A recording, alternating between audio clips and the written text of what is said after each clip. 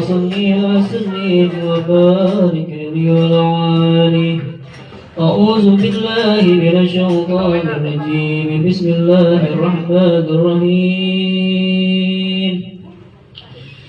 إنا فتحنا لك فتحا مبينا ليغفر لك الله ما تقدم من ذنبك وما تأخر ويتم نعمته عليك ويهديك صراطا مستقيما وينصرك الله نصرا عزيزا لقد جاءكم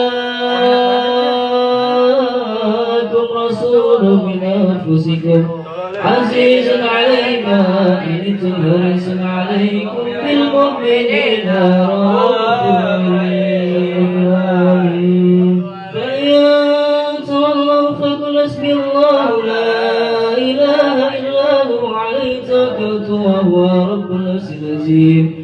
إن الله وملائكته يصلون على النبي يا أيها الذين آمنوا صلوا عليه وسلموا تسليما. اللهم صل وسلم وبارك عليه وعلى آله. بسم الله الرحمن الرحيم. الحمد لله الكريم سلطان الولي برهان المقصود بالوجود كرامه وإحسان مجد وعظم الشان وخلق الخلق الهمة وطاعها علما وصدر من فائد الجنة ما جربي في أكناره الكسمة فارسل إلى مشرف الكيوز العبيد الرحمة ترك دران النازل يتبع الكياس العبد المهبوب وتشرد هذا الشرف في عوالم شهادتي والبيان هزل من الذي تكرم به المنان وعزم هذا البدن الذي برز من حضرة الإنسان صورة كاملة ظهر في هيكل محمود وتعثر بوجودها كناف الوجود وطرزا ضر العوالم بتراز التجريم. اللهم صل وسلم أشرف صلاة وتسليم على سيدنا ونبينا محمد رؤوف رحيم. اللهم صل وسلم وبارك عليه وعلى آله. اللهم صل وسلم وبارك عليه. تجلى الحق في عالم قدسه الواسع تجليا قلوب بانتشار فضله في قريب وساسع فله الحمد الذي لا تنحصر كثرة الترداد ولا يمل تكرر بكثرة الترداد حيث أبرز من عالم الإمكان صورة هذا الإنسان ليتصرف بوجود سفلا وتنتصر أسراره في الأكوان فما من سر اتصل به قلب مؤمن إلا من ثوابه فضل الله على هذا الحبيب. يا لقلب سرور قد توالى يا بنا من والى جل من صرف الوجود بنور ومرقنا بهجة وجمالا وترق في حسن على مقام وتنهى في مجده وتعالى لا يجنون في مجده بشرا كاملا يزيل الضلال وهو من وقف في علمي مقته رفعة في سوني وكمالا فسبحان الذي أبرز بنبات الامتنان ما يعجز عن وصفه اللسان ويعرف في تعقل معاني الجنة انتصر منه في عالم البطون والظهور ما ملا وجود خلق ينور فتبارك الله من إله كريم بشرت آية في ذكر هاتف ببشارة لقد جاءكم رسول من أنفسكم عزيز عليه ما عنتم حريص عليكم بالمؤمنين رؤوف رحيم فمن وجدكم هذه بشارة وتوفها بقلب سليم فقد إلى صراط مستقيم اللهم وسلم أشرف صلاة وتسليم على سيدنا ونبينا محمد الرؤوف الرحيم اللهم صل وسلم وبارك عليه سعدنا في الدنيا فوزنا في الأخرى بخير جنة كبرى وفاتمة زهراء سعدنا في الدنيا فوزنا في الأخرى ولدنا كبرى وفاتمة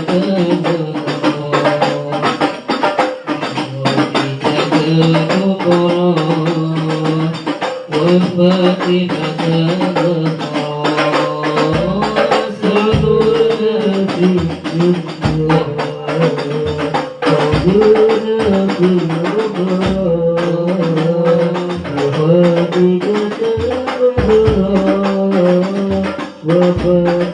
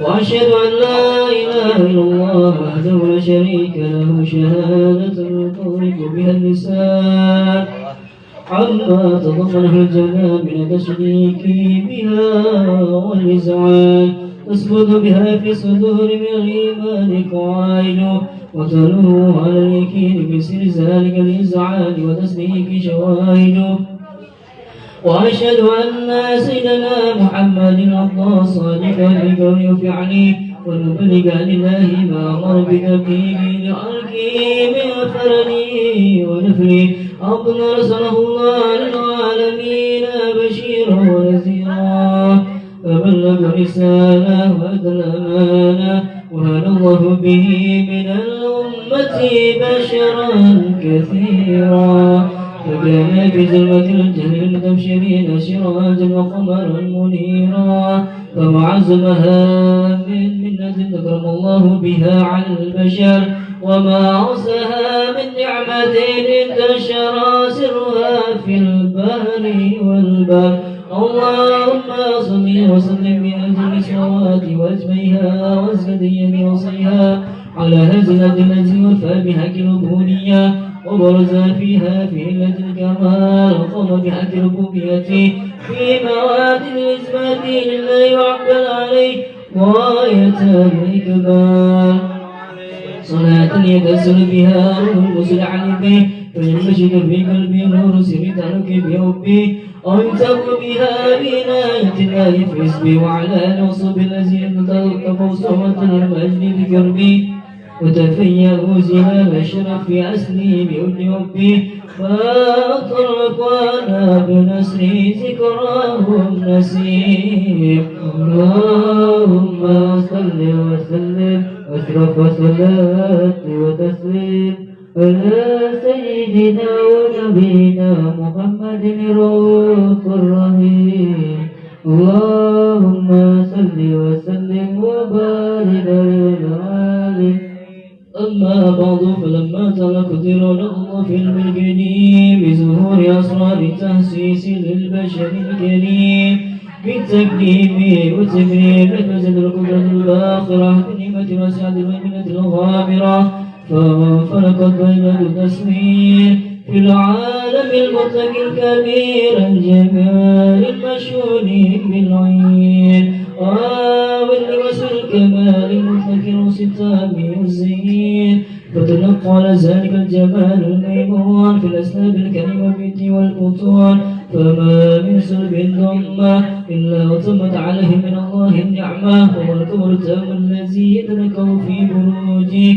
ليتشرف به موطن استقراره وموضع خروجه وقد الأرض نزلت بما قضت وازهرت من سر هذا النور ما أزهرت وخصصت به من خصصت فكان مستقره في الأسلاب الفاخرة والأرهام الشريفة الطاهرة حتى برز في عالم شهادة بشر لا كالبشر ونورا هيار الأفكار ظهور وبهر وتلقت سمة راكب هذا الفروع بأن يلكم في هذا القرطاس ما هو لديه من عجائب ذلك النور معروف وإن كانت الأسول لتفي بمشي بعسار أوصاف ذلك الموصوع تسويكا للسامعين من خواص المؤمنين وترويها للمتعلقين بهذا المبين وإلا فأنا تورب الأكلام عن شؤون غير الأنام ولكن الزاني لا تدري لما فزت من إشياء رسول المحلوكين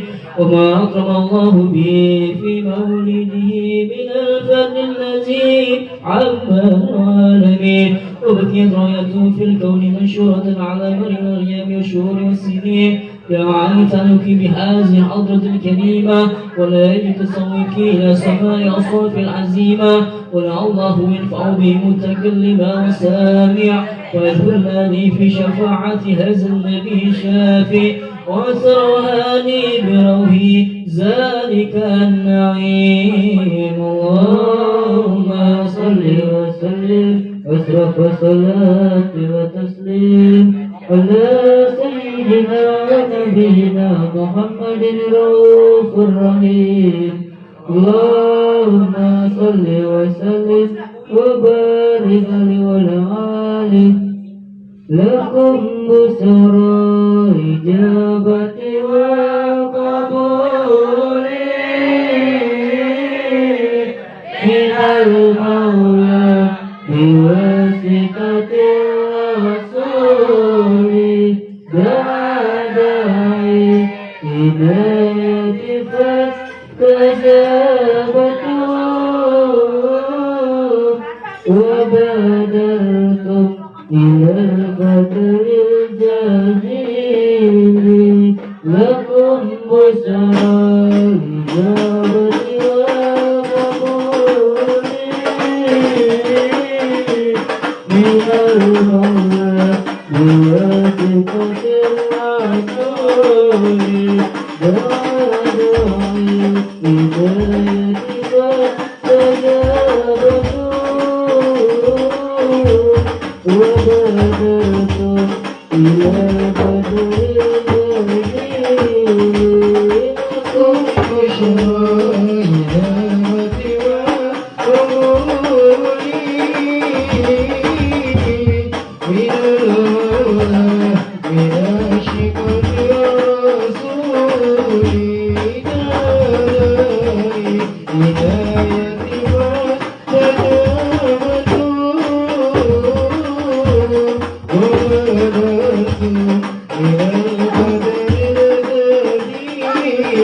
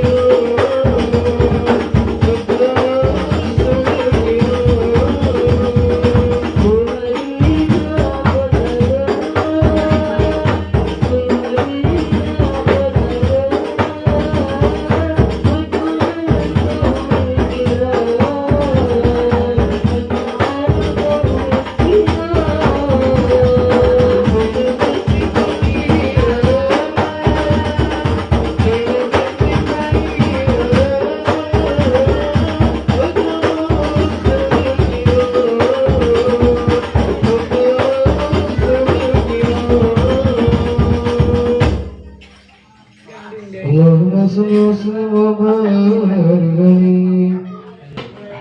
Alhamdulillah telah sama-sama kita bacakan doa kita atas dan membaca doa sebelumnya. Semoga apa yang kita baca atau yang kita dengar semoga mendapat syafaat dari Nabi kita Nabi Muhammad SAW.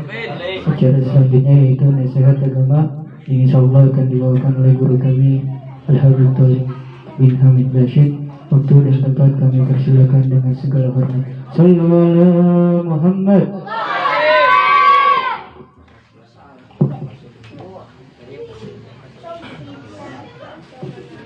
Bismillahirrahmanirrahim. Assalamualaikum warahmatullahi wabarakatuh. Alhamdulillah. Alhamdulillah rabbil alamin wa bihi nasta'in ala umuri dunya waddin. Wassalatu wassalamu ala asrafil anbiya wal mursalin sayyidina wa maulana Muhammadin wa ala alihi wa sahbihi ajma'in, amma ba'd. Yang saya hormati semua pimpinan atau pengurus Majlis Islahul Ummah dan semua hadirin hadirat yang hadir di acara di majlis kita ini, semoga Allah tidak sia-siakan perjuangan kita datang ke tempat ini. Allah Ta'ala ganti semua kejelekan kita menjadi kebaikan. Allah ampuni semua dosa kita. Allah angkat derajat kita. Allah lancarkan rezeki kita. Allah Ta'ala bayar semua utang kita. Dan Allah Ta'ala matikan kita semua dalam keadaan husnul khatimah. Amin ya rabbal alamin. Langsung aja. Mungkin ini pertama kali Al-Fakir buka kitab di sini. Ya, sesuai dengan ketua kita Ustaz Dadan. Ya. Beliau ngomong insyaallah Habib setiap bulan di minggu yang kedua Anda disuruh buka kitab. Beliau bilang begitu, dan insyaallah kita bakal buka kitab Bidayatul Hidayah. Ya, kitab Bidayatul Hidayah karangan Imamul Ghazali.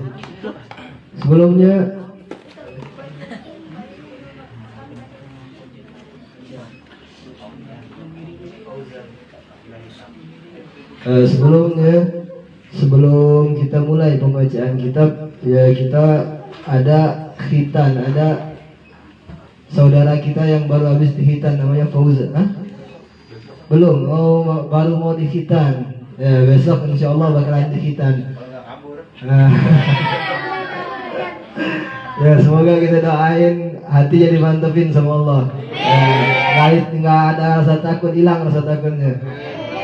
Semoga Allah Ta'ala ya niatkan bagi orang tuanya, niatin buat ittiba, menjalankan perintahnya Nabi. Amin. Ya. Karena kenapa? Yang pertama kali disebutkan di dalam Al-Quran, anittabi' millata Ibrahim hanifan. Ya wahai Muhammad, ikuti jalan Ibrahim, Nabi Ibrahim alaihi salam. Ya, manusia yang pertama kali yang Allah perintahkan buat dikhitan itu Nabi Ibrahim. Ya, disebutkan dalam hadis bahwa Nabi Ibrahim itu ikhtatana, dikhitan umur 80 sana. Umur 80 tahun. Di umur 80 tahun diperintahkan oleh Allah buat dikhitan. Kemudian dikhitan dengan perintahnya Allah. Makanya kita sebagai umat Nabi Muhammad diperintahkan untuk ikut ke ajarannya Nabi Ibrahim. Ya, termasuk daripada datuknya Nabi Muhammad. Ya, dan Nabi Muhammad menyuruh untuk umatnya mengikuti perintah tersebut. Sebenarnya dalam hukum Islam, memotong anggota tubuh itu hukumnya haram. Apapun itu, potong tangan, potong bagian, melukai tubuh itu hukumnya haram. Terkecuali ini salah satunya khitan. Kalau misalkan bukan hukumnya wajib, maka nggak mungkin diperbolehkan kita untuk memotong bagian tubuh kita bagian manapun. Itu menunjukkan kata para ulama bahwa hukum khitan itu hukumnya wajib. Kenapa? Karena kita diperintahkan untuk melukai tubuh kita.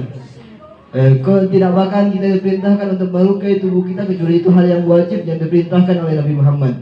Dan maka ulama mengatakan hukum khitan itu hukumnya wajib, baik laki-laki ataupun perempuan. Dalam mazhab kita Imam Syafi'i, dalam mazhab kita laki-laki perempuan juga diwajibkan.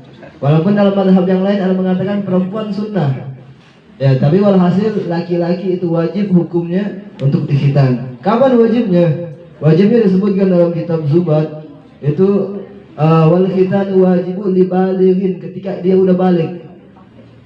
Wajibnya ketika dia udah balik. Sebelumnya itu sunnah, diperbolehkan sebelumnya. Ya kenapa? Ya kalau misalkan udah balik agak susah. Mungkin udah lebih inilah bingung. Ya mau dipotongnya susah. Ya makanya disunnahkan itu sebelum balik. Kenapa? Biar lebih gampang. Kalau masih kecil itu enak dipotongnya. Masih gampang dibohongin. Ya saya kayak digigit semut. Padahal kagak. Kalau misalnya udah gede dan susah, bahaya. Makanya nggak disunahkan sebelumnya. Tapi kapan diwajibkan? Ketika dia udah balik maka harus wajib. Nggak boleh. Kalau misalkan belum dihitan, selama belum dihitan dia dosa. Apa itu balik? Kapan balik? Balik itu ada tiga cirinya kata para ulama.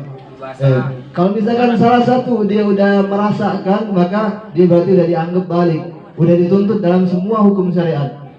Yang pertama, kata para ulama, khurujul mani, keluarnya sperma. Kalau misalkan laki-laki atau perempuan di atas umur 9 tahun, ini catatan, di atas umur 9 tahun telah merasakan keluarnya sperma, berarti dia udah balik. Kalau misalkan perempuan, kemudian ciri yang kedua khusus buat perempuan. Kalau misalkan dia belum pernah keluar mani tapi pernah haid, pernah datang bulan di atas umur 9 tahun sama syaratnya, maka dia udah balik. Kemudian syarat yang ketiga, dia belum pernah keluar mani, belum pernah haid bagi perempuan, tapi umurnya udah 15 tahun. 15 tahun kapan? 15 tahun secara hijriyah. Ini yang penting nih, hijriyah bukan masehi. Makanya kita harus tahu umur kita hijriyah itu kapan. Takutnya apa? Takutnya kita udah sampai 15 tahun belum pernah keluar mani, belum pernah haid, nggak tahu kita udah 15 tahun, kita nggak tahu kalau udah dituntut oleh syariat. Makanya wajib kita mengetahui berapa umur kita di dalam hijriyah. Dan banyak kali tuntutan buat kita ketika dengan bulan hijriyah tersebut. Makanya kalau misalkan udah dapat salah satu dari tiga ciri ini, dia udah pernah keluar mani di atas umur 9 tahun, berarti udah balik. Atau misalkan perempuan dia pernah haid di atas umur 9 tahun, berarti dia udah balik. Atau misalkan belum keluar mani, belum haid, umurnya udah sampai 15 tahun, maka hukumnya dia udah balik, dituntut semua hukum syariat. Sholatnya udah wajib di saat tersebut, puasanya nggak boleh bolong-bolong lagi, bakal dituntut semua dan bakal diperintahkan buat diganti kalau dia meninggalkan. Sekarang kita doain semoga saudara kita yang mau dihitan besok Allah Ta'ala jadikan dia jadi pengikutnya Nabi Muhammad, dengan niat mendapatkan berkah dari Nabi Muhammad, menjadi orang yang taat kepada Nabi Muhammad, menjadi pengikut dan pejuangnya Nabi Muhammad. Amin ya rabbal alamin. Sekarang kita mulai dulu kitab kita. Bismillahirrahmanirrahim. Sebelum kita memulai kitab kita bahas dulu siapa pengarang kitab ini. Pengarang kitab ini Al-Imam Al-Ghazali, terkenal, seorang ulama besar. Ini disebutkan Al-Imam Al-Ghazali lahir di tahun 505. Bukan, tahun 450. Al-Imam Al-Ghazali lahir tahun 450 Hijriah. 450 tahun setelah hijrahnya Nabi Muhammad. Kenapa? Karena hijriyah itu dihitung dari awal hijrah Nabi dari kota Mekah ke kota Madinah. Ini Al-Imam Al-Ghazali 450 tahun, 4 abad setengah setelah Nabi Muhammad hijrah. Beliau lahir di saat tersebut. Disebutkan Al-Imam Al-Ghazali ini orang dari keluarga yang soleh. Keluarganya yatamassak bil kitab wa sunnah, yang berpegang teguh dengan Al-Quran dan hadis. Orang-orang soleh, ulama-ulama keluarganya. Dan salah satu adat ayahnya itu kalau dia datang ke majlis taklim, misalkan di dalam majlis tersebut belajar fikih, ini ayahnya selalu doa, ya Allah jadikan anak saya menjadi ahli fikih. Kalau misalkan dia datang ke dalam majlis tasawuf tentang nasihat-nasihat, kemudian setiap dia datang ke majlis tersebut dia selalu minta sama Allah, ya Allah jadikanlah anak aku menjadi orang yang ahli tasawuf, menjadi tukang nasihat yang luar biasa nasihatnya. Maka disebutkan kata para ulama, ini ayahnya ini memiliki 2 orang anak, satu Muhammad, satu Ahmad. Muhammad itu disebut dengan Al-Imam Al-Ghazali, Muhammad bin Muhammad Al-Ghazali. Ini menjadi ulama faqih besar, ahli fikih. Kenapa? Berkat doa ayahnya setiap hadir majlis. Dan satu lagi namanya Ahmad. Ini Ahmad menjadi wa'id, menjadi orang yang sering memberikan nasihat yang kalau udah ngomong menyentuh ke dalam hati. Kenapa? Berkat doa ayahnya juga. Makanya kita kalau hadir majelis biasain doa. Ya, minta sama Allah, ya Allah, kalau misalkan saya bukan jadi orang ulama besar, tapi setidaknya jadikan anak saya jadi ulama besar. Ya, minta sama Allah. Dihadir di majelis semacam ini, insya Allah. Karena kenapa? Karena disebutkan majelis semacam ini didatangin oleh para malaikat. Disebutkan dalam hadis ada kelompok malaikat itu yang hobinya datang ke majelis taklim. Kalau misalkan dia datang ke majelis taklim, itu dicatat semua dan disampaikan kepada Allah. Apa aja yang diminta di dalam majelis tersebut. Dan itu kemudian bakal diistijabah sama Allah, bakal dikabulkan semua doa hadirin yang ada dalam majelis tersebut. Maka Imam Al-Ghazali dengan berkat ayahnya menjadi seorang ulama besar.